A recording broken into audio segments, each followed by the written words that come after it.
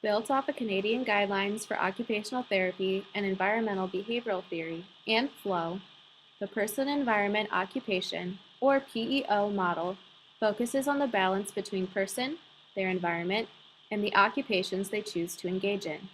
Revisions to this model were made in 2005 and 2015 in an attempt to move away from the widely used biomechanical model. The PEO model is founded on the basic idea of the importance of intrinsic and extrinsic factors in relation to occupational performance and participation. Here we have a diagram of the PEO model. Person, environment, and occupation are all in balance to achieve optimal performance of the individual as a whole. PEO supports the equal play of nature and nurture. Intrinsic and extrinsic factors are both met due to the interplay of person and environment. Nature brings us personal factors, and nurture creates our environment. When personal factors and environment are the best fit for the individual, occupational performance thrives. The following is a case study that shows the PEO model through the lifespan. Here we have 3 individuals sitting in a playpen with toys suggested for children under the age of 5. Notice how Corey is laughing, playing with toys, and moving around the playpen comfortably. Corey is engaging in the typical occupation of play for a 2-year-old. Although playing is fun, this is not the type of play that is stimulating to a 10 and 20-year-old individual. Notice the actions of 10-year-old Sarah. She is looking at the toys and the baby, but mainly watching the clock and rolling her eyes.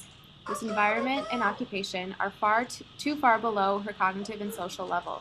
Social interaction and peers are more important to a 10-year-old than playing with toys. Emily, the 20-year-old, is more preoccupied with the baby than the toys themselves. Notice how the environment is not quite a comfortable fit for an individual of her age.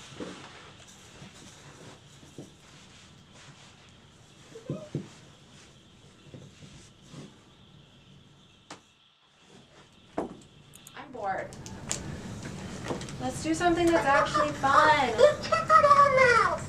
Here, play with this. Ready? Let's play a game. We have to play with the toys.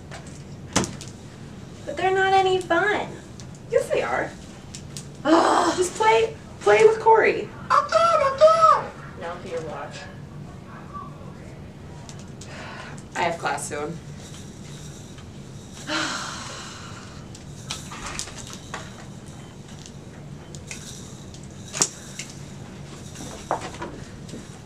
Bye.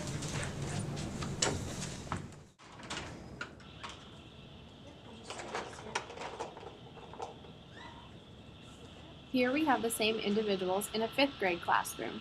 The 10-year-old, Sarah, is engaging with her teacher by asking questions that are typically asked in this classroom environment. Of all the individuals, Sarah seems to be cohesive with the environment and engaging in the correct occupation for a typical developing 10-year-old. The 20-year-old, Emily, struggles with her loss of autonomy in this environment. Excuse me, you need a hall pass. We're like the same age. You still... You can keep working.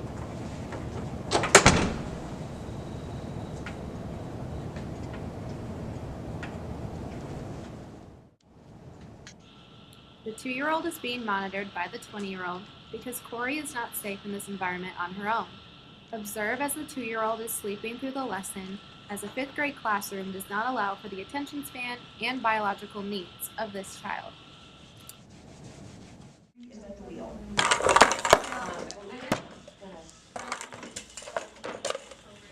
In our last environment, we will see our 3 individuals in a graduate school classroom. This occupation is far too advanced for Corey.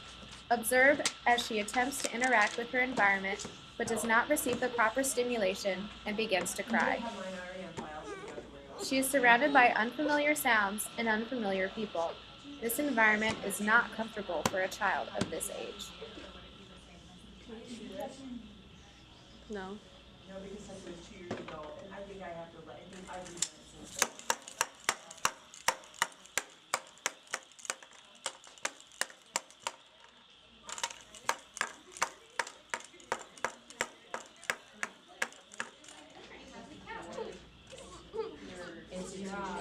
I think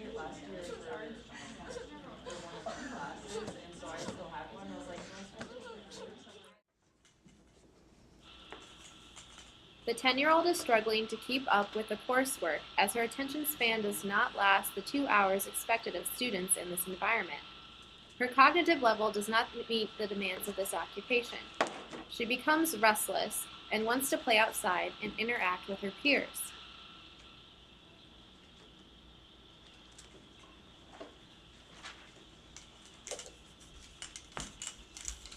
As you can see, this environment and occupation are not suitable for individuals that are not yet ready for graduate school.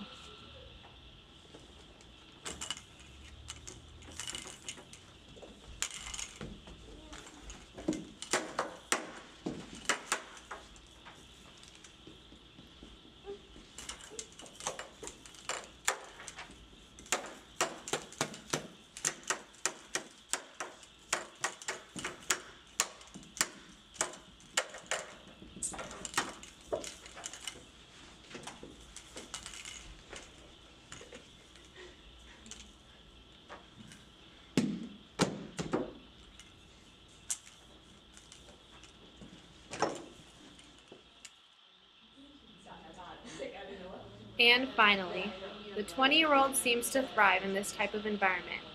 For her, person, environment, and occupation are balanced perfectly to create a state of flow.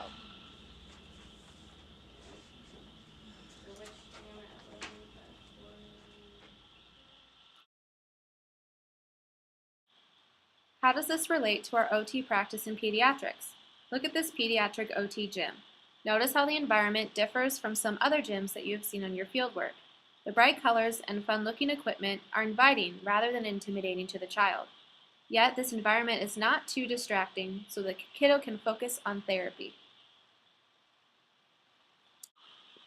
Pediatric OT therapy uses the occupation of play as a therapeutic tool. It is the occupation of the child to play, explore their environment, and learn by doing. Pediatric OTs use the PEO model every day to make sure they increase occupational performance of these kiddos. Let's observe some environments. In this environment, we see children engaging in their occupation of play. However, the environment itself is not suitable for these children. From this picture, we see trash in the background and it is unsure if the water is contaminated. Based on the PEO model, these children will not have adequate occupational performance because the environment is not suitable. All three elements of the PEO are required for the right fit.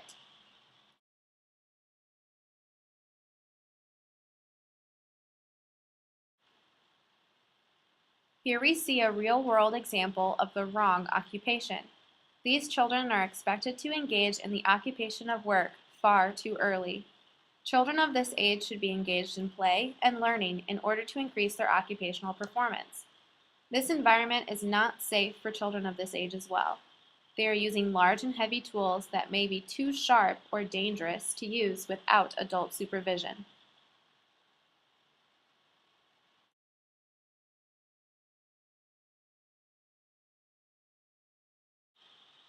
We have learned in this video that the PEO model is integral to client-centered practice for occupational therapy practitioners, no matter the practice setting, because it focuses on the person holistically, looking not just at the person, but at their environment and occupations as well. All three components of the model need to be met for the individual to thrive, not just in therapy, but in the rest of their daily life.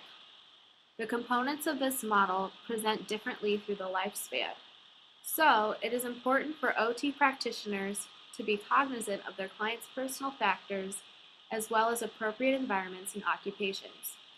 By doing this, the OT can tap into their secret therapy weapon, the phenomenon of flow.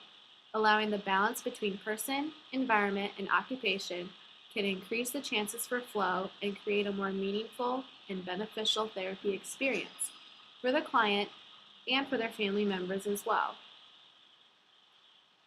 We hope that you learned something you didn't know about PEO for this video. And thanks for watching.